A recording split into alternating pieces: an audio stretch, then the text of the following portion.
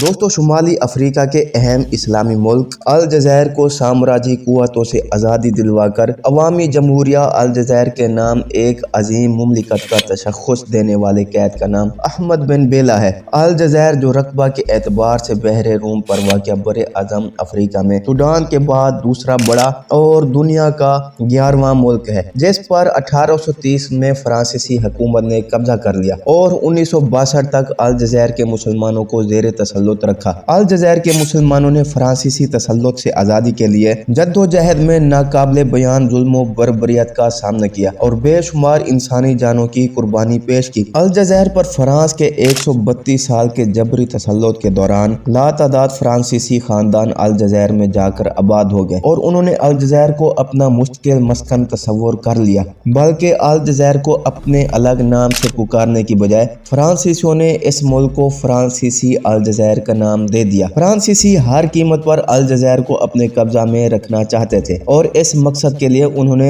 जबरो तशद्दुद की तमाम हदें पार कर ली, मगर अलजज़ायर के मुसलमानों ने अहमद बिन बेला की क़यादत में आग और खून के दरिया अबूर करके बिल आखिर आज़ादी की मंजिल हासिल कर ली। 1954 से 1962 के दौरान लड़ी जाने वाली इस आज़ादी की जंग में 1 लाख से ज़्यादा अलजज़ायरी हुर्रियत पसंद और 10,000 से ज़्यादा फ्रांसीसी फौजी अपनी ज़िंदगी गंवा बैठे। अहमद बिन बेला 25 दिसंबर 1918 को अलजज़ायर के एक छोटे से गांव मांगिया में पैदा हुए। इब्तदाई तालीम के लिए वो अपने इलाके के एक स्कूल में दाखिल हुए, लेकिन तालीम के दौरान उन्हें मुसलमान होने के नाते एक ईसाई उस्ताद के तअस्सुब का शिकार होना पड़ा और उन्हें स्कूल से निकाल दिया गया। 1936 में अहमद बिन बेला ने फ्रांसीसी फौज में बतौर रज़ाकार शमूलियत अख्तियार कर ली, लेकिन गुलाम मुल्क के शहरी होने के नाते फौज में अहमद बिन बेला के लिए तरक्की के रास्ते मसदूद थे। बिन बेला के बड़े भाई ने भी फ्रांसीसी फौज में खिदमत सरअंजाम दी और पहली जंग अजीम में जान से हाथ धो बैठे। अहमद बिन बेला के दीगर 2 भाई भी जवान उम्र में ही फौत हो गए। 1940 के बाद अहमद बिन बेला ने मराकेश इन्फेंट्री की एक रेजिमेंट में शमूलियत अख्तियार कर ली, जहाँ उन्हें वारंट ऑफिसर के ओहदे पर तरक्की दे दी गई। अपनी बेहतरीन खिदमत पर उन्हें तमग़े जुरात से भी नवाजा गया, मगर 1945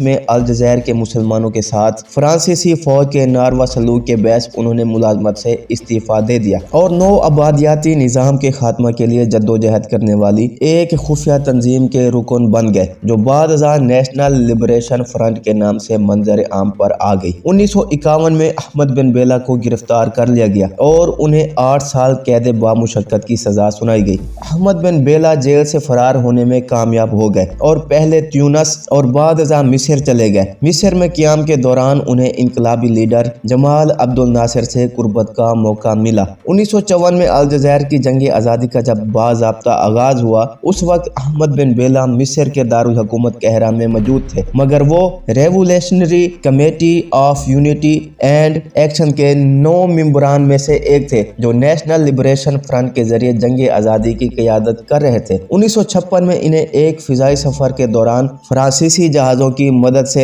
जबरदस्ती फ्रांस उतार कर गिरफ्तार कर लिया गया और 1962 तक पाबंद सलासल रखा गया। दौरान असीरी ही उन्हें अलजज़ायर की आज़ाद अबूरी हुकूमत का नया वज़ीर आज़म मुकर्रर कर दिया गया। अहमद बिन बेला ने अपनी कैद के दौरान अरबी ज़बान सीख ली। बिन बेला को अगरचे फ्रांसीसी ज़बान पर अबूर हासिल था, मगर अपने मुल्क पर नाजायज़ तौर पर मुसल्लत फ्रांसीसी हुक्मरानों से नफरत के बहस उन्होंने फ्रांसीसी की बजाय अरबी ज़बान अपनाई, बल्कि अपनी बेटी को भी फ्रांसीसी के बजाय अरबी ज़बान में तालीम दिलवाई। बिन बेला मिस्र के सदर जमाल अब्दुल नासिर से बेहद मुतासिर थे और अपने आप को उनका पैरोकार कहते थे। अलजज़ायर से आज़ादी से कबल और आज़ादी के बाद भी वो सदर नासिर के ज़बरदस्त हामियों और मदाहों में से एक थे, जिसके बहस उन्हें मुश्किलात का सामना भी करना पड़ा। अलजज़ायर की आज़ादी की जद्दोजहद में अहमद बिन बेला को हुकूमत पाकिस्तान की ज़बरदस्त हमायत हासिल रही और पाकिस्तान की तरफ से उन्हें गैर मुल्की सफर की सहूलत के लिए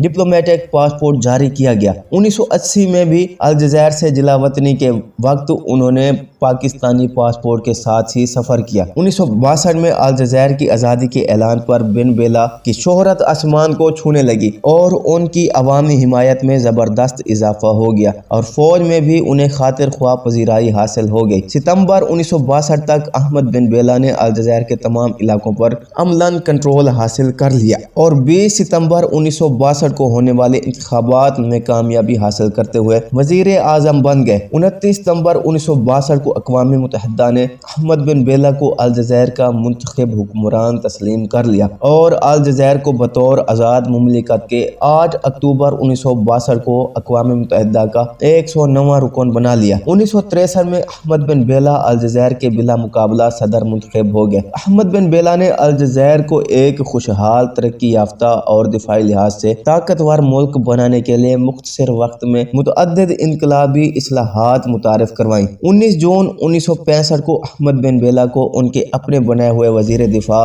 اور درینہ ساتھی ہواری بومدین، جنہیں سوشلسٹ، نیشنلسٹ اور فوج کی حمایت حاصل تھی، نے ایک فوجی بغاوت کے ذریعے عہدہ صدارت سے برطرف کر کے قید کر دیا۔ بن بیلا پر الزام عائد کیا گیا کہ انہوں نے ملک میں آمریت کر رکھی تھی اور وہ اندرون ملک اہم معاملات پر توجہ دینے کی بجائے خارجہ امور میں مگن رہتے تھے۔ ہواری بومدین 1978 تک الجزائر کے سیاہ و سفید کے مالک بنے رہے اور احمد بن بیلا مسلسل زیر حراست رہے۔ 1978 میں ہواری بومدین اگرچہ وفات پا گئے مگر احمد بن بیلا کو رہائی 1980 سے پہلے نصیب نہ ہو سکی۔ احمد بن بیلا کو اپنی انقلابی جدوجہد پر سوویت یونین کی حکومت نے 30 اپریل 1964 کو hero of the Soviet union کا ایوارڈ دیا۔ 1980 میں رہائی کے بعد احمد بن بیلا کو سوئٹزرلینڈ میں جلا وطنی کی زندگی گزارنا پڑی جو 10 سال پر محیط تھی، تاہم 1990 میں انہیں واپس اپنے وطن آنے کی اجازت مل گئی۔ بن بیلا کو قاہرہ کانفرنس میں عراق پر جارحیت کے خلاف بین الاقوامی مہم کا صدر منتخب کر لیا گیا اور وہ ماضی قریب تک وہ افریقن یونین پینل کے صدر بھی رہے۔